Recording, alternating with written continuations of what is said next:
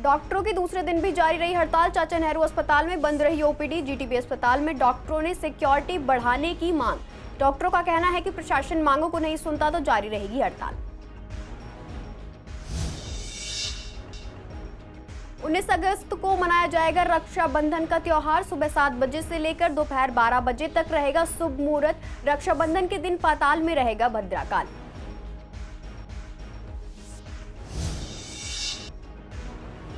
रामलीला आयोजकों को 40 दिन के लिए निःशुल्क मिला मैदान। प्रचार के लिए बैनर होल्डिंग लगवाने की भी मिली अनुमति। प्रधान ने कहा, साफ सफाई की व्यवस्था पर दिया जाएगा ध्यान।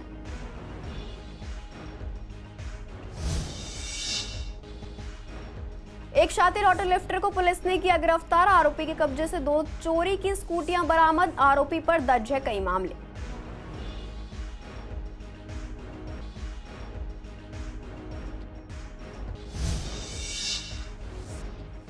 पीएम नरेंद्र मोदी के आह्वान के बाद शुरू हुआ हर घर तिरंगा अभियान। हर घर तिरंगा अभियान की एकता को बनाए रखने का है प्रयास। अभियान के तहत दिल्ली में बीजेपी ने निकाली विशाल तिरंगा यात्रा।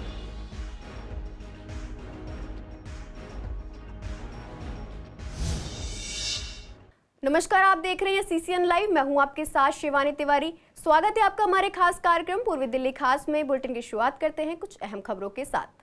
कोलकाता में एक महिला रेजिडेंट डॉक्टर के दुष्कर्म के बाद हत्या को लेकर पूरे देश के डॉक्टरों में भारी नाराजगी है। इंडिया रेजिडेंट डॉक्टर्स एसोसिएशन ने दिल्ली समेत देश भर के कई अस्पतालों के रेजिडेंट डॉक्टर ने काम बंद का ऐलान किया है, जिसके बाद हड़ताल के दूसरे दिन पूर्वी दिल्ली के सबसे बड़े बच्चों के हॉस्पिटल चाचा नेहरू बाल चिकित्सालय में ओपीडी पूरी तरीके से बंद रही। हड़ताल को लेकर सीसीएन संवाददाता ने डॉक्टर से बात की। उनका कहना है कि जिस तरीके से कोलकाता में एक महिला डॉक्टर के साथ दुष्कर्म हुआ और उसके बाद उसकी हत्या कर दी गई, इसे लेकर पूरे देश में आक्रोश है, जिसमें हम भी अपना विरोध दर्ज कर रहे हैं। उन्होंने कहा कि अगर प्रशासन डॉक्टरों की मांगों को नहीं सुनता है तो हड़ताल ऐसे ही जारी रहेगी।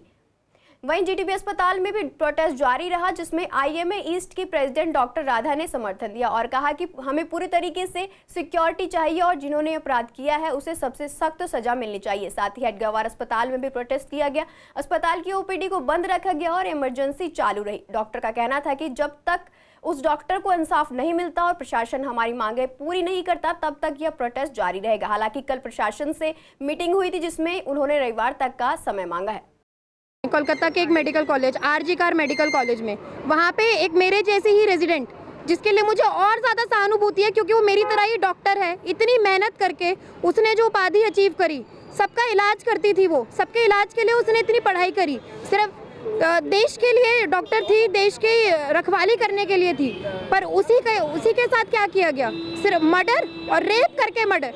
इतनी हीनियस क्राइम, इतना घटिया क्राइम जिस भी किसी के इंसान ने किया है उसको जल्दी से जल्दी पकड़ा जाए, उसको सज़ा तुरंत से तुरंत दी जाए। एक हो या 2 हो जिन्होंने भी ये गंदा काम किया उनको फांसी की सज़ा हो और आगे से ऐसी हरकत ना हो। और हॉस्पिटल में जो सिक्योरिटी है उसके लिए कोई नया कानून बने। गवर्नमेंट को इसको गंभीरता से लेना चाहिए। बस यही कहना चाहूँगा कि सिक्योरिटी और प्रोटेक्शन जो जिसके भी साथ हुआ है वो भी इस देश की बहन है, इस देश की बेटी है, उसको इंसाफ मिलना चाहिए और जो भी आरोपी हैं उनको फांसी की सज़ा होनी चाहिए। और ये तो राजधानी दिल्ली है, यहाँ पे भी सर इतने इश्यूज आते हैं। तो स्टेट मेडिकल कॉलेज का तो बहुत बुरा हाल है, वहाँ सिक्योरिटी के नाम पे हमें कुछ नहीं मिलता है। हमारी डिमांड है कि हमारे लिए एक प्रॉपर सेंट्रल प्रोटेक्शन एक्ट होना चाहिए। डॉक्टर्स अगर एफआईआर करना चाहे तो उन्हें तुरंत प्रोविजन मिलना चाहिए एफआईआर का, और डॉक्टर्स पे अगर साथ कोई क्राइम करे तो वो नॉन बेलेबल ऑफेंस होना चाहिए। ऐसे थोड़ा ना होता है कि कॉलेज के अंदर आके आपके साथ ऐसा हरकत किया जाए। अगर आपके ऑफिस में आके आपके साथ ऐसा कोई करे तो सही नहीं है ना। लड़कियां वैसे ही सेफ नहीं फील करती इस कंट्री में। अब अपने घर पे अपने या फिर काम के उस पे भी अगर ऐसा हो रहा है तो फिर कहाँ जाए, लड़कियां काम करना बंद कर दे। हाँ जी, चाचा नेहरू नहीं, पूरे भारत में ये परेशानी है। डॉक्टर्स की सिक्योरिटी के लिए कोई कुछ नहीं कर रहा है। फोर्डा इस बात को बहुत टाइम से बोल रहा है, हम भी बार बार कह रहे हैं सेंट्रल प्रोटेक्शन एक्ट आना चाहिए। डॉक्टर्स की सेफ्टी के लिए कुछ ना कुछ तो ज़रूर करना चाहिए। और इतना कुछ हुआ अभी, ये तो बहुत बड़ा कुछ हो गया है। बंगाल के मेडिकल कॉलेज में अस्पताल के अंदर रेप हो जाना, ये तो बहुत बड़ी बात है। कहीं ना कहीं तो रुकना पड़ेगा। जो भी रेप पीड़िता है उसको हम निर्भया 2 बोल रहे हैं। मुझे बस जनता से यही पूछना है, कितनी निर्भया चाहिए कि ये सब चीज़ें बंद हो जाए। अब पहले सड़क पे था, पहले इधर उधर था, अब हमारे अस्पताल में आप बताइए कि अगर ऐसा अस्पताल में होने लगेगा, क्या हमारे माँ बाप हमको भेजेंगे अस्पताल में नाइट ड्यूटी करने को? हमारे माँ बाप भेजेंगे हमको कहीं भी काम करने को? हमारा जो मुद्दा है, जैसे कि आप सब लोग जानते हैं, अभी 4 से 5 दिन पहले जो इस तरह की ब्रूटल हरकत हुई है कोलकाता में एक फ़ीमेल डॉक्टर के साथ ऑन ड्यूटी, जिसमें रेप करके मर्डर हुआ है, और उसके बाद ये सब होने के बाद एडमिनिस्ट्रेशन से हमें कोई सपोर्ट नहीं मिला। एडमिनिस्ट्रेशन और वहाँ की पुलिस के द्वारा ये सब चीज़ें दबाई जा रही थी, कोई पुलिस कार्रवाई नहीं हुई, पोस्टमार्टम नहीं हो रहा था। तो उस मुद्दे को लेके हम ये सारे रेजिडेंट डॉक्टर्स यहाँ प्रोटेस्ट कर रहे हैं। प्रशासन ने संडे तक का टाइम मांगा है, अगर वो अपने लेवल पे ये चीज़ें हैंडल कर सकते हैं या नहीं। अगर उनसे ये हैंडल नहीं होता है संडे तक, तो ये प्रोटेस्ट जो हमारा चल रहा है ये आगे भी कैरी होता रहेगा। इंडिया के सारे गवर्नमेंट हॉस्पिटल्स इसके सपोर्ट में हैं, सारे रेजिडेंट डॉक्टर्स यूनाइटेड हैं एक ही कॉज के लिए, जस्टिस और सेफ्टी। ओपीडी भी चालू होगी और इलेक्टिव इमरजेंसी भी चालू होगी, मगर उसके पहले हमें ये जानना है कि क्या इस प्रॉब्लम का सोल्यूशन हमें मिल पाएगा। अभी भी सरकार गोल मटोल आंसर दे रही है कि हाँ हम ढूंढने पे लगे हैं। सरकार तो उल्टा उस डॉक्टर को ही बच्चलन आवारा घोषित करने पे लग गई है। तो क्या ये जायज़ है? क्या सिक्योरिटी सिर्फ हमें लोगों से चाहिए जिनका हम इलाज करने वाले हैं, या क्रिमिनल से चाहिए? ये आपको सोचना पड़ेगा। क्या वो क्रिमिनल थे, वो पेशेंट थे? पहले इसको तो जस्टिफाई करो। जो अस्पताल में लोग आ रहे हैं, हम जिनका इलाज कर रहे हैं, वो कैसे हैं? समाज की मानसिकता कहाँ जा रही है? क्या एक फ़ीमेल डॉक्टर रात को ड्यूटी कर सकती है शांति से कि नहीं? या कि हम पूरे घर परिवार के साथ यहाँ पे अस्पताल में रहेंगे? हम 48 घंटे अकेले होते हैं, पेशेंट के साथ वाले लोग भी आते हैं, मगर हम अकेले होते हैं, हमारे साथ कोई नहीं होता। हम इसी भरोसे पे आगे वाले का इलाज करते हैं कि हमारी सिक्योरिटी और सेफ्टी का ध्यान रखा जाएगा, और उसका क्या हो रहा है? आज तो डॉक्टरों को ही कटघरे में खड़ा किया जा रहा है कि वही गलत है। ये तो जाहिर सी बात है, न सिर्फ इस अस्पताल की बल्कि सारे सरकारी अस्पतालों की डॉक्टर्स की संख्या मरीजों के कंपेयर में कम ही है, डॉक्टरों की कमी ही है। कुछ हम लोगों ने एड हॉक पोजीशन से डॉक्टर नए बुलवाए हैं, पर वो कुछ ही दिनों के लिए कॉन्ट्रैक्ट पे रहते हैं, तो हमेशा डॉक्टर कम रहते हैं, मरीज़ ज़्यादा रहते हैं, मरीज़ों के रिश्तेदार भी ज़्यादा रहते हैं। जैसे कि मेरे कलीग ने बताया कि हम ड्यूटी में अक्सर अकेले होते हैं, लेकिन मरीज़ के साथ 10 रिलेटिव और होते हैं। तो ये मरीज़ के रिश्तेदारों को भी समझना चाहिए कि हम अपनी पूरी कोशिश करें मरीज़ का ध्यान रखने के लिए, और उल्टा वो हमारे ऊपर ही हाथापाई करने लगते हैं, हमारे साथ ही बदतमीज़ी करने लगते हैं। जो हम इससे क्या होता है, इससे मरीज़ का इलाज तो ठीक से होता नहीं है, ऊपर से डॉक्टर परेशान और अलग से हो जाते हैं। तो हमारा एक्चुअल काम जो मरीज़ का ध्यान रखना है वो तो बिल्कुल भी नहीं हो पाता है। यस सर, वो मैं ये कहना चाहूँगा कि इसमें सीबीआई इंक्वायरी ज़रूर होनी चाहिए, क्योंकि अभी वेस्ट बंगाल पुलिस काफ़ी कुछ ऐसा है जो बाहर नहीं आने दे रही है। बहुत सारे ऐसे फैक्ट्स हैं, बहुत सारी ऐसी चीज़ें वहाँ पे शायद हुई है, and it looks like it was an organised crime. So CBI inquiry ज़रूर होनी चाहिए, and there should be death penalty to the accused, all of the accused I must say. And लोग ऐसा बोला जा रहा है कि इट्स निर्भया 2.0। निर्भया जो पहली घटना नहीं है, इससे पहले यस सर, इससे केरला में हुई है सर एक डॉक्टर। बट सर इसमें जो आप देखेंगे उसमें सबसे बड़ा ये है कि ऑन ड्यूटी डॉक्टर के साथ हुआ है। ये बहुत ही दुखद है। आज एक जो डॉक्टर कल को पूरे समाज की सेवा कर सकता था, उसका बहुत दर्दनाक तरीके से हत्या की गई है। It is a brutal murder, जैसे कि निर्भया का पहले हुआ था। वो एक सिर्फ महिला थी, ये तो डॉक्टर महिला है। आज ये कहानी की वजह से पूरे देश के अंदर सब लोगों में एक डर फैल गया है, इवन पेरेंट्स के अंदर डर है कि हम अपने बच्चे को कॉलेज स्कूल भेजे ना भेजे। देश की जो बेटी के साथ अत्याचार हुआ है, बलात्कार हुआ है, और जो निर्मम उसकी हत्या की गई है सर, उसके लिए मैं देश की सरकार से ये पूछना चाहता हूँ सर कि जब ओलंपिक में एक बहन मेडल नहीं ला पाती, तब तो देश के प्रधानमंत्री उनके लिए एड्रेस कर देते हैं, इंस्टाग्राम पे पोस्ट डाल देते हैं। पर सर जब ये देश की बेटी मर रही है, मारी गई है, उसके साथ इतना अत्याचार हुआ है, तो सर उस चीज़ को एड्रेस क्यों नहीं करती है?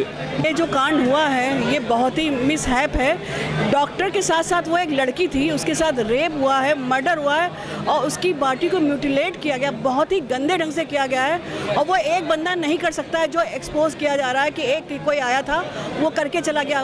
आई डोंट थिंक ऐसा है, उसमें कम से कम एक कोई ग्रुप इन्वॉल्व है। जो हमारे रेजिडेंट डॉक्टर थे सेकेंड ईयर के, जो नॉर्मल ड्यूटी कर रहे थे, ड्यूटी करने के बाद उनको ऑन कॉल ड्यूटी किया उन्होंने, उसके बाद पढ़ाई करके सो रहे थे, और अगले दिन उनकी लाश पड़ी हुई है, वो भी ऐसी हालत पे जिस हालत पे निर्भया केस हुआ था। ये निर्भया केस से कोई नीचे नहीं है। आईएमए की तरफ से समर्थन हमें हमेशा होता है। दिक्कत हमारी ये आ जाती है कि चीज़ें पता नहीं, हमें भी कारण नहीं समझ में आ रहे, इम्प्लीमेंट क्यों नहीं होता है। हम 10 चीज़ें ऐसी बोलते हैं जो बहुत जायज़ होती है, 10 की 10 चीज़ें इम्प्लीमेंट हो जाना चाहिए, लेकिन 1 या 2 हो पाती है और वो हमसे बोलते हैं कि आप स्ट्राइक बंद कर दीजिए, या हमने हमारी तरफ से कर दिया। मतलब नॉट आईएमए, जो जिनको भी ये चीज़ें इम्प्लीमेंट करनी होती है। तो बस हमें चाहिए कि जितनी भी ज़रूरी चीज़ें हैं, आप सारी ज़रूरी चीज़ों पर आप बराबर ध्यान दें। इस बार लोगों में रक्षाबंधन के दिन को लेकर नहीं बल्कि समय को लेकर कंफ्यूजन है कि आखिर कितने बजे राखी बांधी जाए, आखिर इसका सर्वोत्तम समय क्या है। इसको लेकर संवाददाता ने यशपाल महाराज से बात की तो उन्होंने बताया कि रक्षाबंधन का शुभ मुहूर्त 19 अगस्त को सुबह 7:15 से लेकर दोपहर 12:15 तक रहेगा। शुभ मुहूर्त के बाद दोपहर के 3 बजे से लेकर रात के 12 बजे तक राखी बांध सकते हैं। भद्राकाल की बात करें तो भद्राकाल 3 जगहों पर रहता है, पृथ्वी, आकाश और पाताल। 19 अगस्त के दिन भद्राकाल पाताल में रहेगा। विशेष राखी का मुहूर्त है वो सुबह 7:15 से और दोपहर के 12:15 तक ये विशेष मुहूर्त है। इस मुहूर्त में किसी कारणवश बहनें अपने भाई को राखी नहीं बांध पाती हैं तो फिर 3 बजे से और लेकर के रात के 12 बजे तक जब भी आपको समय मिले आप अपने भाई को राखी बांध सकती हैं।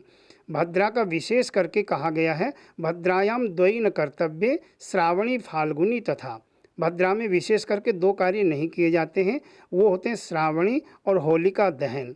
श्रावणी रक्षाबंधन को यानी बहन के और भाई के त्यौहार को नहीं कहा गया, श्रावणी कहा गया है। जो ब्राह्मण, जो विद्वान लोग, जो वेद पाठी होते हैं वो क्या करते हैं, श्रावणी कर्म करते हैं रक्षाबंधन वाले दिन, उपाकर्म कहा जाता है उसको।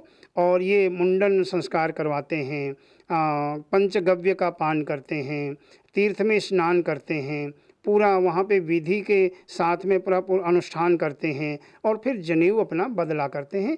ये होता है श्रावणी। तो भद्रा में श्रावणी नहीं की जाती है। रक्षाबंधन यानी भाई बहन के त्यौहार को लेकर के भद्रा का कोई लेना देना नहीं होता है और वैसे भी इस बार तो पृथ्वी पे भद्रा है ही नहीं। दिल्ली में रामलीला मंचन के आयोजनों को लेकर रामलीला महासंघ के प्रतिनिधियों ने नगर निगम आयुक्त अश्विनी कुमार से मुलाकात की। इसी मुलाकात को लेकर सीसीएन संवाददाता ने जब भव्य रामलीला के प्रधान सतीश लूथरा से बात की तो उन्होंने बताया कि 40 दिन तक निगम ने मैदान को निःशुल्क देने की बात कही है। वहीं प्रचार के लिए बैनर होल्डिंग लगवाने की अनुमति भी मिल गई है। आयोजकों ने बताया कि जिस तरीके से बारिश का मौसम चल रहा है, ऐसे में हम पहले ग्राउंड में दवा का छिड़काव करवा रहे हैं और मैदान में साफ सफाई की व्यवस्था पर पूरा ध्यान दिया जा रहा है। देखो, बात तो क्योंकि पहले हम जब मीटिंग में गए थे दोबारा तो मीटिंग में जा नहीं पाए, बट ये है कि आप लोगों के से पता लगा है कि एक मीटिंग हुई थी वहाँ पर, तो उन्होंने दोबारा वही बात रखी है जो कि हमारी उस मीटिंग में बात हुई थी कि हमारे को परमिशन दी जाए। जो हमारे बैनर उतरते हैं, बोर्ड वगैरह लगाते हैं तो संस्था के तो बोर्ड उतर जाते हैं तो लोगों को पता कैसे लगेगा, उसके लिए ही बोर्ड लगाया जाए कि लोगों को पता लगे कि अब रामलीला का स्टार्ट हो गया है। पहले प्रॉब्लम तो होती थी, एनसीडी अधिकारी से मिलना पड़ता था कि हमारे बोर्ड ना उतारें, अब वो नहीं होगा। अब जैसा कि देख रहे होंगे इस समय बारिशों का मौसम चल रहा है और जगह जगह पानी जल भराव हो जाता है, तो हमने इसके लिए अभी से ही शुरुआत कर दी है। एनसीडी अधिकारियों से मिलके वहाँ पर जगह जगह दवाई छिड़काव रहे हैं। जो महासंघ का डेलीगेशन उनसे मिला है, एक तो वो हमारे पास रिपोर्ट आई कि 40 दिन के लिए वो ग्राउंड दे रहे हैं। पहले उनको कम दिन के लिए मिलता था, डीडीए वाले तो पहले से ही 40 दिन के लिए देते थे। जी। आगे किस तरीके से रहेगा? आगे जो अब एमसीडी वाले भी शायद 40 दिन के लिए दे रहे हैं, जो न्यूज़पेपर में आया हमने पढ़ा है। देखो, हमारे को एक दिक्कत आती थी कि जैसे होर्डिंग वगैरह ऐड के पर्पज़ से हमारे को करना पड़ता है, सब कुछ रोड पर होर्डिंग लगते हैं तो वो हटा दिए जाते थे। हमारी जो भव्य रामलीला सोसाइटी है, ये रामलीला को सिर्फ कुछ समय के लिए नहीं कर रही है। इसके पीछे जो इसका बैकग्राउंड अगर हम देखने जाए तो पूरा साल ही इसके पीछे वर्क होता है। कैसे, कहाँ से कलाकारों को जोड़ना है, कितनी बढ़िया से बढ़िया हम मंचन दे सकते हैं, म्यूज़िक टीम है, ड्रेस है, हर चीज़ की खोज पूरे साल रहती है अच्छे से अच्छे कलाकारों को इस मंच तक लेकर आने की। शादरा जिला के थाना गांधीनगर पुलिस ने एक शातिर ऑटो लिफ्टर को गिरफ्तार किया है। साथ ही आरोपी के कब्जे से 2 चोरी की स्कूटी भी बरामद की है। बता दें कि थाना गांधीनगर में एक स्कूटी चोरी होने की शिकायत दर्ज की गई थी, जिसमें शिकायतकर्ता ने बताया था कि उसकी स्कूटी गांधीनगर इलाके से चोरी हो गई है। इस मामले में शामिल चोर को गिरफ्तार करने के लिए एक टीम का गठन किया गया और मामले की जाँच शुरू की गई। जाँच के दौरान पुलिस ने कई सीसीटीवी फुटेज को खंगाले, जिसके आधार पर एक मार्ग को ट्रैक किया किया गया और गुप्त सूचना के आधार पर कृष्णानगर निवासी गौरव को मौके से गिरफ्तार कर लिया गया है। तब वह चोरी की स्कूटी पर जा रहा था। बाद में उसकी निशानदेही पर कमला मार्केट से चुराई गई एक और स्कूटी बरामद की गई। बता दें, आरोपी गौरव पहले भी ऐसी 18 वारदातों को अंजाम दे चुका है। हर घर तिरंगा अभियान के तहत बीते सोमवार को बीजेपी ने कृष्णानगर विधानसभा में विशाल तिरंगा यात्रा का आयोजन किया। तिरंगा यात्रा का नेतृत्व दिल्ली बीजेपी प्रदेश अध्यक्ष वीरेंद्र सचदेवा और केंद्रीय राज्य मंत्री हर्ष मल्होत्रा ने किया। इस तिरंगा यात्रा को लेकर हर्ष मल्होत्रा ने सीसीएन संवाददाता से बात की तो उन्होंने कहा कि हर घर तिरंगा अभियान देश की एकता और अखंडता को बनाए रखने का प्रयास है। दिल्ली बीजेपी अध्यक्ष वीरेंद्र सचदेवा ने कहा कि हर घर तिरंगा अभियान देश की आन बान शान के लिए कुर्बान होने वालों को नमन करने का मौका देता है। वीरेंद्र सचदेवा ने आगे कहा कि पीएम नरेंद्र मोदी के आह्वान पर हर घर तिरंगा अभियान शुरू किया गया है। आदरणीय प्रधानमंत्री नरेंद्र मोदी जी के आह्वान पर लगातार 11 तारीख से लेकर के 15 तारीख तक पूरे देश में हर गली हर मोहल्ले में तिरंगा यात्रा निकाल रहे हैं। उसी संदर्भ में आज हमने किशन नगर में और जगतपुरी में तिरंगा यात्रा निकाली है। देखिए, पूरी दिल्ली में तिरंगा यात्रा निकाली जा रही है। माननीय प्रधानमंत्री श्री नरेंद्र मोदी जी के आह्वान के बाद हर घर तिरंगा लगना चाहिए, ये अभियानी उत्सव बन चुका है। तो पूरा हिंदुस्तान इसको बढ़ चढ़कर मनाता है और आप देख रहे हैं कार्यकर्ताओं में, जनता में कितना उत्साह है। सब तिरंगा लेके चल रहे हैं। तिरंगा हमारी आन बान और शान है, हमारा राष्ट्रीय गौरव है और इस तिरंगे की रक्षा के लिए जितने भी शहीदों ने अपनी शहादत दी, उस शहादत को नमन करने का दिन है। कृष्णानगर विधानसभा में तिरंगा यात्रा निकाली जा रही है। हमारे मान है, हमारा अभिमान है और हमारी शान, और मोदी जी का आह्वान है कि हर घर में ये तिरंगा लगे। वीरेंद्र सचदेवा जी, केंद्रीय मंत्री और सांसद हर्ष मल्होत्रा जी आज हमारे बीच में कृष्णानगर से तिरंगा यात्रा निकालते हुए, जनता का अभिवादन करते हुए और शहीदों को याद करते हुए यहाँ से निकल रहे हैं। हजारों की संख्या में कृष्णानगर के अंदर अपने कार्यकर्ता और पब्लिक के लोग इतना जबरदस्त आज एक उत्साह के साथ चल रहे हैं और सबके मन में जज्बा है, सबके मन में ये कि देश के प्रति हमारी कमिटमेंट को दिखाने की बात आ रही है। इस तिरंगा यात्रा का उल्लास देखते बनता हमारे दिल्ली प्रदेश के अध्यक्ष वीरेंद्र सचदेवा जी और केंद्रीय मंत्री हर्ष मल्होत्रा जी इसमें पार्टिसिपेट कर रहे हैं और सब लोग अपने घरों से निकल के आ गए, चाहे वो कार्यकर्ता हो चाहे आम जनमानस हो। आज हम बड़े खुश हैं 15 अगस्त के उपलक्ष्य में ये जो तिरंगा यात्रा निकाली गई है 86 बिल्डिंग से, उसमें हमारे प्रदेश अध्यक्ष जी, जिला अध्यक्ष जी, जिला के प्रभारी, सभी सम्मानित कार्यकर्ता यहाँ पे उपस्थित हुए हैं। पिछले कई दिनों से लगातार हो रही बारिश ने मौसम में ठंडक बरकरार रखी हुई थी, लेकिन आज सुबह से ही निकली तेज धूप ने मौसम में बदलाव दर्ज कराया। दोपहर में धूप इतनी तेज थी कि किसी को भी बारिश होने का एहसास नहीं था, लेकिन दोपहर में अचानक हुई बारिश ने पूर्वी दिल्ली का मौसम वापस सुहाना कर दिया। बारिश के बाद एक बार फिर मौसम ठंडा हो गया। इसके साथ ही लोगों को दोपहर की उमस भरी गर्मी से भी राहत मिली है। इसी को लेकर सीसीएन संवाददाता ने पूर्वी दिल्ली के लोगों से बात की। लोगों ने बताया कि लगातार हो रही बारिश से वो खुश है। लोगों ने आगे बताया कि अगर ऐसे ही बारिश कई दिनों तक होती रही तो जल्द ही गर्मियां पूरी तरह खत्म हो जाएंगी। स्वतंत्रता दिवस के मद्देनजर दिल्ली में सुरक्षा व्यवस्था कड़ी कर दी गई है। 15 अगस्त को लेकर दिल्ली हाई अलर्ट पे है। इसी को लेकर हमारे संवाददाता ने पूर्वी दिल्ली की डीसीपी अपूर्वा गुप्ता से बात की। उनका कहना है कि 14 तारीख की रात से सारे बॉर्डर सील कर दिए जाएंगे और सभी इलाकों में गश्त को बढ़ाया जा रहा है। वहीं बॉर्डर जैसे इलाकों में सिक्योरिटी के साथ साथ सीसीटीवी की मदद से इलाकों पर नजर रखी जा रही। आगे उन्होंने कहा कि युवा से गुजारिश है कि चीनी मांझा का इस्तेमाल ना करें और अपने देश को सुरक्षित बनाए रखें। 15 अगस्त के मद्देनज़र पूरी दिल्ली में सिक्योरिटी व्यवस्था बहुत दुरुस्त और तगड़ी की गई है। नॉर्थ और सेंट्रल दिल्ली के अलावा बाकी जितने भी इलाके हैं सब जगह सब डिस्ट्रिक्ट्स ने बहुत ही अच्छा व्यवस्था कर रखी है। इंडिपेंडेंस डे के मद्देनज़र जितने भी हमारे वेरिफिकेशंस होते हैं, जैसे कि किराएदारों के वेरिफिकेशन, सर्वेंट्स के वेरिफिकेशन, होटल्स की चेकिंग, लॉजिंग्स की चेकिंग, उसके अलावा पीजीज़ की चेकिंग, ये सब हमने 10-15 दिन पहले से ही काफ़ी अग्रेसिवली करनी शुरू कर दी थी। उसके अलावा भी जितने मतलब फॉरेनर्स यहाँ पे रजिस्टर्ड हैं सबको वेरीफाई कर रहे हैं। जो हमारा यमुना कुश्ता का एरिया है जहाँ पे जो कि यमुना के बिल्कुल बगल में है, वहाँ पे हमने कोम्बिंग एक्सरसाइजेस भी शुरू कर दिए हैं और वो 15 अगस्त तक कंटिन्यूसली चलती रहेंगी। उसके अलावा हमारी नई दिल्ली जाने वाले रास्तों में और दिल्ली में जो एंटर करने वाले यूपी के बॉर्डर के इलाके हैं वहाँ पे हमने नाके लगाने शुरू कर दिए और 14 अगस्त और 15 अगस्त को वहाँ पे यूपी पुलिस के साथ मिलकर हम लोग जॉइंट चेकिंग करेंगे। जो हमारे बॉर्डर पॉइंट्स हैं, चेक पॉइंट्स हैं यूपी के साथ, उस पे ऑलरेडी सीसीटीवी कैमरास लगे हुए हैं। उनकी हम मतलब मेंटेनेंस कंटिन्यूसली इंश्योर करते हैं और उसकी फुटेज को भी हम मॉनिटर करते रहते हैं। उसके अलावा बॉर्डर्स पे हमने मचान भी बनाई है एज अ सिक्योरिटी मेजर, और साथ में कंटिन्यूसली 24 घंटे के नाके चल रहे हैं। गीता कॉलोनी पुलिस ने 7 फरार घोषित अपराधियों को गिरफ्तार किया। गिरफ्तार आरोपी की पहचान रणजीत चौहान, पप्पू, जय नारायण चतुर्वेदी, सरोज, शिवोम, श्री ओम और उमा के रूप में हुई है। दरअसल फरार घोषित अपराधियों को पकड़ने के लिए गीता कॉलोनी के एसएचओ की देखरेख में एक टीम का गठन किया गया। टीम को फरार व्यक्तियों के बारे में गुप्त सूचना मिली। गुप्त सूचना पर कार्रवाई करते हुए टीम ने लगातार छापेमारी कर 7 घोषित फरार व्यक्तियों को गिरफ्तार कर लिया। आपको बता दें कि अपराधियों को ककडुमा कोर्ट ने थाना खजूरी खास के मामले में फरार घोषित किया था। स्वतंत्रता दिवस को देखते हुए दिल्ली पुलिस ने जाम की समस्या से लोगों को निजात दिलाने के लिए उत्तर पूर्वी दिल्ली में कार्यरत एडिशनल डीसीपी सुबोध गोस्वामी ने एक नई पहल की है। एडिशनल डीसीपी ने ई रिक्शा चालक और ऑटो चालकों को अपने ऑफिस बुलाकर ट्रैफिक के नियमों के प्रति जागरूक किया। उसके बाद ई रिक्शा चालकों और ऑटो चालकों को शपथ दिलाई कि सड़क पर जाम ना लगाएं और लोगों को भी जाम ना लगाने के प्रति जागरूक करें, ताकि जाम में फंसकर लोगों को किसी भी तरीके की परेशानी का सामना ना उठाना पड़े। देखिए, पूरी दिल्ली में एक जाम की समस्या बहुत रहती है और जाम की समस्या में सबसे बड़ा कारण आजकल ऑटो और ई रिक्शा बहुत मुख्य तौर पर आ रहे हैं। हमारे डिस्ट्रिक्ट में उत्तर पूर्वी जिले में भी जाम का सबसे बड़ा कारण ऑटो है और उसमें भी यूपी नंबर से जो ज़्यादातर ऑटो आते हैं वो और ई रिक्शा हैं। तो हमने इसके लिए एक ड्राइव चलाई है, अभियान चलाया है, जिसमें जो ऑटो वाले जो नियमों का, ट्रैफिक नियमों का पालन नहीं करते, उनके खिलाफ हमने एक अभियान चलाया जिसमें ऑटो को बंद किया गया। लेकिन ये एक स्थायी समाधान नहीं है।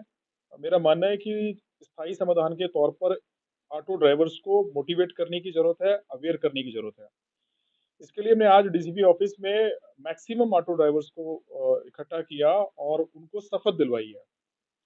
ये शपथ में हमने सभी को वितरित की और उनको एक-एक पॉइंट वाइज उनको हमने शपथ दिलवाई, जिसमें मुख्य तौर पर वर्दी पहनने के लिए हमने उनसे आग्रह किया है, ट्रैफिक नियमों का पालन करें, महिलाओं के साथ, बुजुर्गों के साथ सभ्यता के साथ पेश आएं, जायज किराया लें और सवारी को उनके गंतव्य स्थान तक ही पहुंचाएं और अपनी लेन में ऑटो चलाएं। ट्रैफिक जाम का कारण ना बने ऑटो। तो मुझे लगता है कि धीरे-धीरे अगर हम इस तरीके से आगे बढ़ेंगे तो जाम की समस्या से भी निजात मिलेगा और ऑटो वालों के व्यवहार में भी अंतर आएगा।